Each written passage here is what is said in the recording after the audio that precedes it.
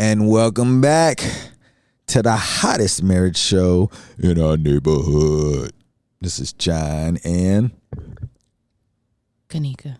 And we are doing Too Much Podcast, where we talk about things that happen in our house, and hopefully you can use it to get better somehow, because we believe if somebody had some information that could help us, we would listen to it also.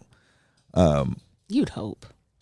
Well, in this place I am, I have nobody's recommended any podcast. Well, they have, and I just felt like they were going in places I just didn't want to go into. I only care about literally self-improvement of our relationship, and sometimes they just be talking about stuff that I don't want to sift through the conversations to get to. I just want them to start talking how ways to get better. And right now, it's people want to cover so much, so they want to be interesting, and I just don't really have time to find out. We don't care about being interesting. We just want to tell you what we want to tell you. No, I'm saying the interesting part is what's going on currently. Yeah. And they want to talk about it and describe their opinion as if it's going to make them better people. But anyways, yeah. So, I was thinking, you just said something. You were like, I want to be the type of auntie it is, and you did that. And I was like, I wish I would have had an example of how to be a cool uncle where I could give information and my nieces and nephews would be able to come to me like, what do you think about this? And if they needed something, it was like, my uncle would give me this. And, without me feeling a certain type of way, without taking advantage of me. And when I say that, I mean okay, so let's say if I was rich, are you only asking me because I'm rich, or you don't have any other options, or, I'm not going to have you go sell drugs or anything, but he's like, you know what? He would think this was something he would want me to ask him for. He wouldn't want me to do this without saying, hey, uncle, I know you got this. So it's like where there's a respect level because I'm your uncle. He was like, he would do this for me because he knows how I feel about this. Mm-hmm. And I don't know how to be that uncle. And I hate that I'm trying to be this father and this husband, and I don't know how to be these other titles that could ultimately help my nieces and nephews prosper in a different light. Because I look at the way that I look at aunts and uncles, it's just it's so minuscule on the grand scheme of things. I grew up with one aunt, and that was an hour away, 45 minutes to an hour away at the time. And then I grew up with two uncles for about, I guess from 7th or 8th grade until my junior year. But that was 4 years, and we didn't really have that relationship. I didn't see them but once a year, if any. And then I had, that was the Korean side. So the black side, I saw them once a year because we didn't even live in the same state. Mm-hmm. So I just didn't know what it was supposed to look like. I just was literally creating the idea of what an aunt and uncle look like off television. And I just never had that. So that's what I was really trying to be for Connie's kids. I wanted to be that person, but it kind of morphed into the father figure. Mm-hmm. And it hurt me. It hurts me now to think that I've disturbed a relationship because I didn't know. I'm going to have to go through something where it's Uncle John, you could have done this, you could have done that. And I'm going to have to tell him, hey, I really didn't know. Mm-hmm. And I'm hopefully they'll understand, and he really didn't know, because I don't want them to be mad at me he see us struggling or he see me struggling. Why would he allow me? I'm I love you guys, but I'm just an uncle. Maybe they wouldn't even look at it like that. Maybe I just looked at it that way because I felt like that's how they're supposed to look at it. And, I guess I'm looking at the most negative possible way. And I just want them to, when we grow up, and it's you was a really good uncle. I don't want them to be why didn't you do this? When I grew up, my aunts and uncles on either side, there was no expectation of them like supplementing for my parent as being another place to go. So I wouldn't even See, that's what I'm saying. I would be like you. I'd be like I wouldn't know how to do that. But see, this is what I'm saying. Like, you lived in a city with your aunts and uncles, right? Yeah. So I didn't have anything. So my perception of what an aunt and uncle was off of television and the very little interaction that I had with the ones that I had. Like Uncle Phil and Aunt Viv type of aunt and uncle? Oh, no. I'm saying like whatever an aunt and uncle look like, like, oh, that's like that type of whatever that would look like. That's all I would think that. So I would just combine, okay, this is what, but I didn't have any of that. So with me, I'm trying to look at a roundabout way of what I've seen. So I guess you could say like I was trying to be like all of these uncles, that you see father figure type, Uncle Phil type. Mm-hmm. You know what I'm saying? So it was like, I don't know what that's created. So how much responsibility do our aunts and uncles supposed to take in the upbringing of their nieces and nephews? Well, now I realize that they shouldn't take any responsibility in any of it unless it's not affecting their household. Like if you got things in order where like nothing skips a beat, you can help out. But if it takes any stress and it can reduce and lower you, I feel like you got to know when it's affecting you in your family. So I feel like if you can help, you can help. But before, like I was like, we got to do it. I was taught like, you got to hold down family no matter what, if family's right here. And I get that, but I didn't know what it was supposed to look like. So I was just doing the best I could. And the best I could wasn't good enough. So I just realized that I had to back up. Like, I can't be that person because that wasn't working. So I was like, I got to do a different route. But in the meantime, let me improve my family. And then maybe I could lead by example. And it's like, I like the way John looks. I like the way he sounds when I talk to him. They can be like, oh, what is he doing? So I just feel like all I can do now is just make sure that my family is happy. So the example is like, you know what? I want to be like my Uncle John because he took care of his family and he did what he could with us. But, so that's what it looks like now. But before it was more active, hands-on, one in the credit without being said, like without me saying, I'm like, look, where would we really be? In my head, I'm like, I'm doing everything I can, but you talking to me like I could do more. And that's when you feel like your work is not appreciated and it's from people that you think is supposed to know you the best, that's when you don't know anything. You don't know the person or the people that you think you're providing or helping out, supporting in any way. It's like, dang, maybe I'm too close to the elephant. And I got to back up. Okay, let me dust myself off. I'm fighting this fight I ain't even supposed to be in. Yeah, I hear you on that one. Yeah. Fighting the fight you're not supposed to be in. Yeah, so the idea of what I think about a man, and you hear about these hidden messages, you get these hidden messages of man's supposed to do this, if you're a father and you're doing this, it's like, how can you help somebody when you still trying to get yourself in a position to help? But when you hurting and you start to help other people, you start to hurt more. And a lot of people just get caught up in that cycle. And like, I would say this, looking at the role that you've played in my family, you helped me become a better uncle and a better brother. In the very beginning, in my head, I was just like, we got to help my family. But you had like a particular what it was supposed to look like. And I didn't see what it was supposed to look like. To me, I just felt like it was going to figure itself out.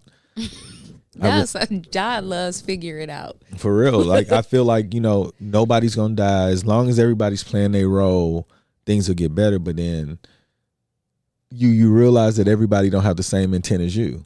Or they don't know how to get on the path that you're on, where you feel like if you're doing this, but apparently whatever I was doing wasn't influential enough to, no, maybe I just was, I don't know. But you know what I found, and I learned that this week in listening. I have a cousin that I feel the same way about. Like, I want to help. But what I figured out is that you can't look at what they're saying and then decide what the best route is and then give them the game plan and they run with it. It has to be a shared understanding of what's important and a shared like vision of how to get out of here. They got to understand where you're going and buy into it for it to really work. And I think it was frustrating because there are plans that you could set up for, like, you see a family member in distress and then you say, okay, let's think through how to fix this. We just got to do X, Y, and Z. And then you tell them, look, all you got to do is X, Y, and Z, and then everything will start to fall into place. They're living in a world where it's not they don't understand that to be the solution. They're not at X yet. Yeah. And I was telling John, I said, I feel like the world is on fire and we got to make decisions to get things done. And he was like, but is their world on fire, or just if it were you, your world would be on fire? And that is something different too. It's like some people live in chaos. And so when things look chaotic to me, it looks like every day this and that to them.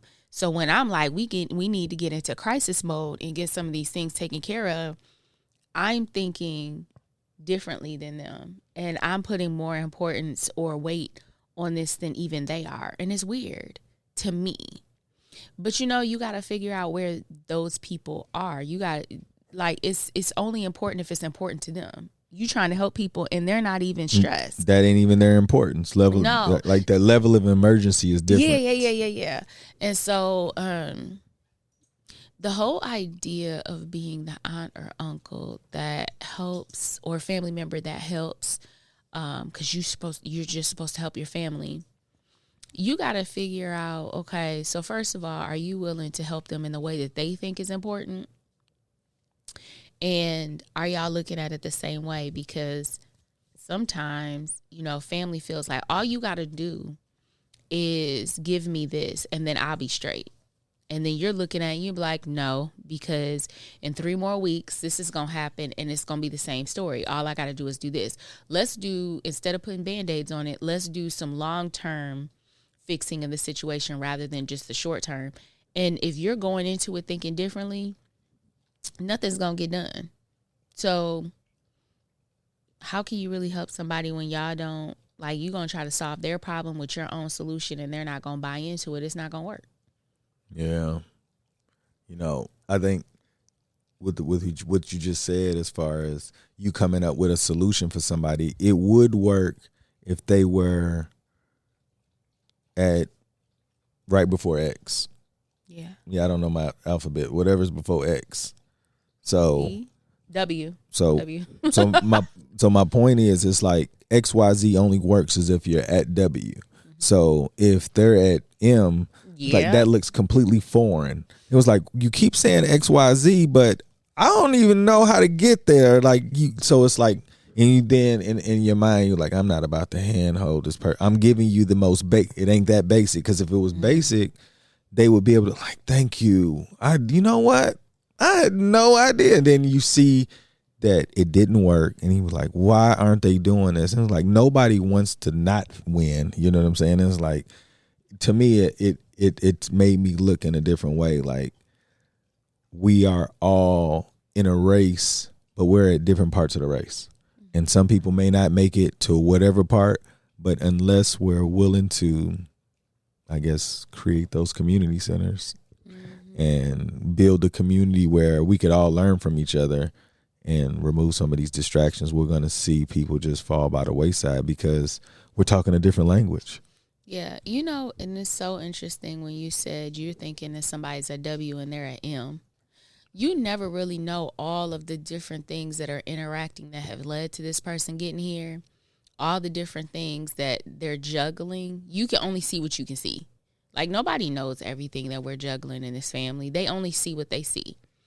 I remember growing up, and when my parents were getting a divorce, there was a cousin, and she was running her mouth, talking about, because my parents were really good at handling business, and it looked like everything ran smooth. It didn't mean that it was a marriage. It meant that it was a partnership, that everybody understood their role and they did what they needed to do. But it wasn't like the relationship that one would want to have for their lives, you know. And so the cousin, she was talking about, you know, to her, it looked like what she would love to have. But you didn't know all the stuff that was going on in the background that, you know, people were able to operate, and it looked like stellar to you in comparison to where you were. But at where they were, there were other factors that just were not being taken care of. And so it really, you saying that and then me thinking up to that point, or in my own experience, it's true. You don't know everything you think you know. This is simple. All you got to do is do this. Mm-hmm. But it's not always simple. It isn't, because, you know, I was just thinking, even between you and I, there are things that we just don't say out loud to know. Yeah. You know, so it's like, if we're still learning each other, how can we give somebody else some information if we don't even reveal everything to each other? So it's like, whenever we're talking to somebody outside of this household, we are getting the smallest fraction of their life. Yeah. And we're trying to make up for everything else to say these things occurred. But even between you and I, even though we have more fractions, there are fractions that we don't have in what we're thinking about outside of each other that we just don't know to say. Yeah. So it's like, it's too difficult to help people if you don't completely know what the problem is. Mm-hmm. And typically people want to use finances as the scapegoat to, like, if I had this, I could do it. You're right. You can buy yourself some time, but you're still going to have to deal with the problem on why you got there. Yeah. You know, that's the reason why people that get a lot of money, they never understood how to handle money. But, you know, if you're in a place where you understand money, it's a lot more stability in the household. Money's not that, you don't have money to learn about it. You know what I'm saying? And it's like, you got to go through those hard growing pains until somebody in your family says, you know what, we're going to have to this is where it's going to start. We're going to learn these things so that when our kids do get to this age, they have enough information to be successful versus I hope they figure it out. You know, so that's the way I feel. What's wrong? Nothing. I'm just thinking about the different family members that, you know, they've struggled, and there are so many things in the background running, so many programs in the background that are running that people are not aware of, and you think you have the solution and you just don't. And then it's like when people don't take your solution or your answer, then there's that resentment, like, oh, so you don't really want no help then. You don't really want that. No. Make it really difficult for them to ask for help because they believe that people look at it this way. You know, like I was just thinking, like, I don't want to talk about that. But, so I remember when, like, Day, recently this week, she was, you know, she got locked out the school building, and her phone wasn't calling out, and she didn't know what to do. And I asked Day, I said, why didn't you ask somebody to use their phone? And I said, hey, if somebody came up to you and said, hey, my phone's not working and I'm locked out of the school building and I missed the bus, can I use your phone? Would you let them use it? She said, of course.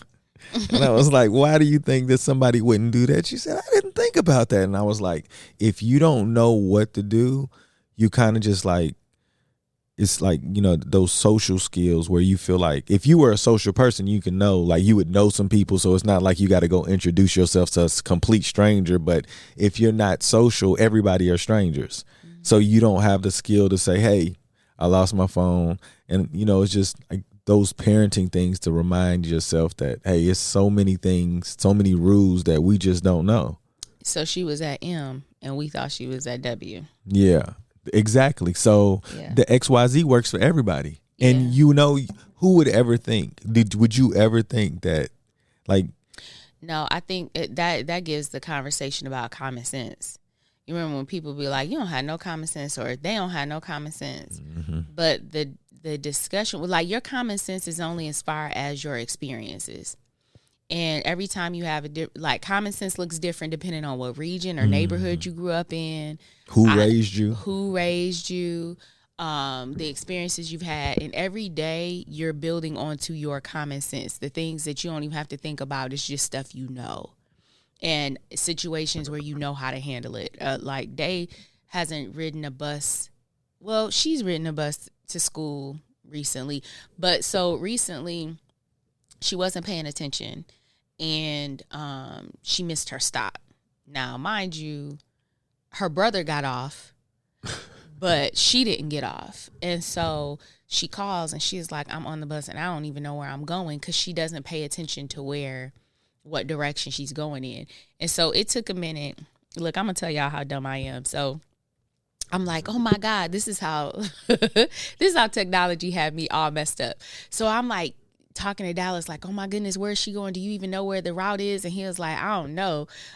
He was like, so we get in the car. Dallas is riding with me. And I said, Day, do you know how to put your location on your phone? And she was like, I don't know. So I'm trying to direct her, and Dallas is like, mother. And I was like, wait, hold on, Dallas. And I was like going through WhatsApp, trying to help her to put on her location, going through Google Maps, trying to help her put on her location or find where she is. Dallas said, Day, can you walk to a street sign and tell us what the street names are? It's like... She was already off the bus? She was already out, because when she got on there, I said, get off of the bus. So she didn't go further and further from the house. And so she got off the bus and I said, stay there.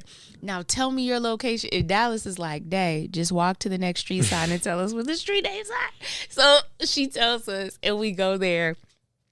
But it built on, like, it made me realize that now I depend too much. I don't even use common sense at this point, because I'm depending on technology to help me find my child. So, and you heard what she just said. So when I find this information, guess what I say? Hey, Day, why didn't you tell the bus driver that you passed my stop up? And Kanika's like, why would you do it? I'm like, this is his job. He's got to make sure everybody on that bus this is his job. But that's common sense to you as an educator. Oh, absolutely. Oh, no, that's what I'm saying. Yep. That's what I'm saying. Like, in my head, I'm like, I know that. But if my wife didn't know and they didn't know, and I'm like, wow, because that bus driver should have known, hey, this is not your stop. When she got on? Yeah. First of all, because they see them get on every day and we're standing there with dogs and we wave and all that other stuff. But the other part of it is Day's common sense developed further that day. It did. And when, so then she realized, oh, well, I need to tell the bus driver that I missed my stop. Or if she's on like a city bus, then she wouldn't know to get off, cross the street, and then get back on the bus, and then you could get, ask for a transfer and go back. You know what I'm saying? So common sense is what's common to you. I've heard that saying before, but also I think it was interesting because you grew up with people constantly telling you didn't have any common sense. Yeah. So that often, just imagine, okay, you have a younger sister and a father. So my mother is gone at this point. And you hear, my mother was here. I heard that too. Like, so my father used to always say I didn't have any common sense. And as I got and become an adult, I find out that my sister and my father are like, they have this relationship. And you think like, they looked at life differently than I did. And I realized that I did not understand the life they were living. So he thought I didn't have any common sense on whatever life that they were living. And whatever my ignorance was protected me, because if I did understand, I probably would have taken a complete different route. Because if your father is telling you have no common sense and you have a kid that's watching and you understand what he's talking about, she's going to believe in the father know what he's talking about. And my father didn't know what he was talking about. So their common sense would help them navigate street life more so. Correct. But their common sense would not help them in navigating the life that you were living, or like the life we're living now. They wouldn't know how to navigate as well with their common sense as we do now. Correct. So it's not only age, but it's the environment, perspective, who you deal with. But all of those things impact what common sense is. But I don't understand why I missed it. Yeah. I don't either. Yeah. I don't. And you know, that's interesting when people sit there and they say, it's like y'all didn't even live in the same household. Like when I think about, I know my younger brother, he was a lot more wild than me, and he definitely saw more than me. So he would definitely know how to navigate situations more. I navigate situations by looking like what's the most dangerous. He used to navigate situations and he was much more relaxed because he had been around those dangerous situations and he was familiar with people, and so he understood. My older brother might have been similar to that. I don't know. But in general, we all understood the same thing as far as how our parents set up the world. So we all had that general baseline common sense, but they had a little bit added on top in different areas. With you and your family, when you describe it, it's like you lived in a whole different world than everybody else in your house. I did. My mother was gone all the time because she worked, and my father was like, he was home in the evening because he worked in the day. And, you know, just looking back, I just don't understand how I missed the information that he was teaching. And I think I was just so selfish. So remember I told you he said I was cold-hearted and selfish. So I think I was just selfish, so selfish that I didn't care about anybody else's ideas or anything. I was like, I can't live like this anymore. And I kind of just, I got to do this, and this to get here. And I didn't allow the things around me, because I'm telling you, when he told me he said, you're going to be a businessman because all you want to do is people over. You're so cold-hearted. And I'm like, what? I didn't understand. But I understand what he means, because I really didn't care about too much. If it didn't have anything to do with me, I didn't pay attention. So if I'm walking in a house, I'll give you an example. So my mother left. My father ended up becoming a very attractive man because he was raising kids, and, you know, women thought you got to be a good man to be raising your kids. So he used to have multiple women. He ended up getting in a relationship with a young lady, very nice lady. I love her kids. They're grown women now, but I love them. Developed a great relationship, and they broke up, and he started having multiple women. And I remember I came in the door, and I said, hi, such and such, and I walked to the back. Then I walked back outside. By the time I walked outside and the time I got back, it was a different woman in there. And I did not know that. And I just walked back in because I already spoke. So I went into the room, and my dad said, what's wrong with you? You ain't got no manners? And I came back out, and I was like, oh, I thought it was such and such. I just walked. So right now, mind you, I go back in my room. She leaves. He come in my room, and he punched me in my head with his knuckle. Oh, you think you could just call out motherfucking names? Just wait till your women come over here. Oh. And I was like, what the heck? Like, I didn't know that. It was like, you didn't open your, because I wasn't looking. And it was like, I don't have common sense because I'm not paying attention to my surroundings. Look, I had a focus, and he wasn't a part of it. And neither was anybody else at the time. It was like, look, if you want to live this life, it's cool. And I didn't have a problem with it. It was just, he wanted me to care more about it than I really wanted to put time into. So the common sense for me was, look, I'm just going to try to stay as focused as possible because this is not the life I'm supposed to live. Yeah. So, you know, like just thinking about common sense only helps you navigate the land or the area that you're in right now, you know, and like you said, the more places you go, you develop a broader sense of common sense on how to navigate no matter where you are. And I think that's awesome because we've allowed the kids to experience so many different things where I feel like as introverted as they are now, when they become adults, the navigation of becoming friends and all of that will be a lot easier because they'll know how to talk to people in different parts of their life. Because of as much as they've seen. Yeah. However, they're much like you in that they don't really pay attention to much of anything doesn't have to do with them. If it don't have to do with them specifically, they do not pay attention to things that are going on around them. They don't. Like, what's crazy is that Day in Dallas will say, "Hey, that person's in my class, I think." You don't know everybody in your class yet. Be like, what's their name? I don't know. That it's unheard of, because I remember, just to introduce yourself the first day. Mm-hmm. Like, I don't know when it stopped, but at one point it was like you would want to learn everybody's name. Mm-hmm. And then it just got to the point, listening to these kids, they were like, well, they're not really they're just in the class that I'm in. Yeah. The idea that you don't know everybody in your class is unheard of to me. Yeah. Yeah. Like I can't understand that. And, I think it's safe anyway. At least the people that you end up bringing into your circle, you vetted enough. Mm-hmm. Where at least if you show a level of vulnerability to them, that they won't stomp you. I guess they had to learn that last year. Oh.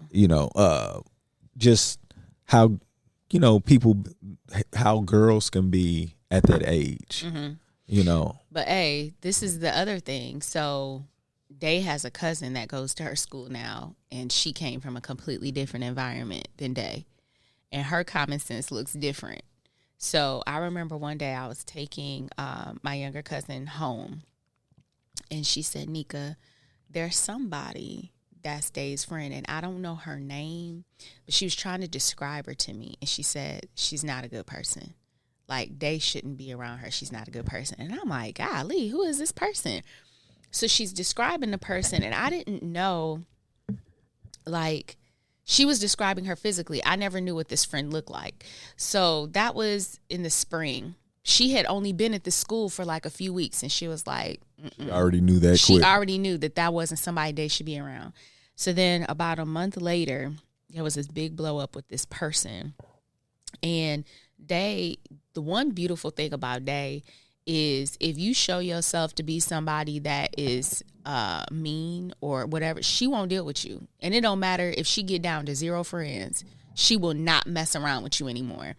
And so this particular person was really mean to her in a class, and it made Day feel really uncomfortable. And there was another friend with her, and that other friend wasn't saying anything, but she also wasn't helping the situation. And so Day was like, okay, well, I'm good with them. Later on, the girls approached her again, and Day was like, no, I'm good. So this year, I was asking her about them, and in a conversation with Anaya, I realized, my younger cousin, I realized that who Anaya was talking about and who Day had a run-in with were the same person. Yeah. And so Anaya saw in a couple of weeks what Day hadn't seen all school year until that blow up. And so even in judging people, Darius, so I think we talked about this before, where there was a woman in our neighborhood, and she had approached Day and Darius while they were outside, and when she started talking, Darius said, Day, let's go. And he's dragging her, and Day is like, she's telling me the story. She said she was a nice woman. She was talking, and Darius told me I had to go. He said, because she was on drugs. And Day was like, and when I saw her from afar, I'm like, why would he say that? Well, later on, John was with me, and he saw her, and he was like, oh, yeah, definitely. Because Darius understands what it looks like. And they, so my kids didn't even know to be afraid of her. But Darius is like, we ain't even going to interact. You didn't have to, that's what you're taught, to stay away. Like, you don't necessarily have to be afraid, but you need to be aware that this person is not sober. It wasn't because of that. It was because the woman said she saw them on bikes, and she said, oh, I have a bike that's bigger that you can have. Do you want to go? If you come to my apartment, we can go in my storage room and I'll get it for you. And Darius is like, let's go for sure. Yeah. So the situation was all right until she was trying to get them to go somewhere else. And then he was like, oh, no, we ain't doing that. Now, Day didn't know to not feel that way. Yeah. And I think we talked about that before, but it's common sense. Is common to... Those is common to your experience, whatever. But so that's crazy. Like the idea that you can miss messages, you can miss bad messages by not having the common sense. Yeah, you definitely miss bad messages. Or you could get some bad matches Yeah. and missed the good ones too. Yeah. You know, so I guess it just depends on, you know, who's protecting you, who's supposed to be protecting you at least, and how much they think they know, because they could definitely put you in a bad situation and not even know it. Yeah, I agree. Yeah. Anybody you want to give a shout out before we get out of here? I don't have anybody today. I want to give a shout out to HBCUs. I feel like in the upcoming years, we're going to see a strong sense of populated schools where people are going to go. I feel like the entertainment aspect of what we're seeing through the sports and people setting the example is going to be awesome, because if you think about it, when the story's written 100 years from now, there's going to be a large group of kids that African Americans, I told you, we're going to figure out that there's a lot more information that they just don't have in PWIs, predominantly white institutions, because they don't feel that the information that we have is that important. So once we learn more information, we can know more about where we came from and why we're so resilient in times of the most difficult ideas of madness, because it's some of the things that we've gone through repeatedly over and over it's unbearable. So shout out to HBCUs, because I believe in you guys, and I'm going to do my best to participate in pushing this movement, because, you know, we were just trying to assimilate into the society and they just kept putting things in front of us. So y'all keep holding it down, and I promise when things turn around and we become financially abundant, we're going to be a part of all of that. For real. And happy homecoming season to y'all, and it's homecoming for us too at Michigan State. Shout out to Michigan State too. I really believed in them because they believed in me, even though I was paying my money to get this education. And they still looking for it. But go green. Go white. Y'all be great on purpose. Boom.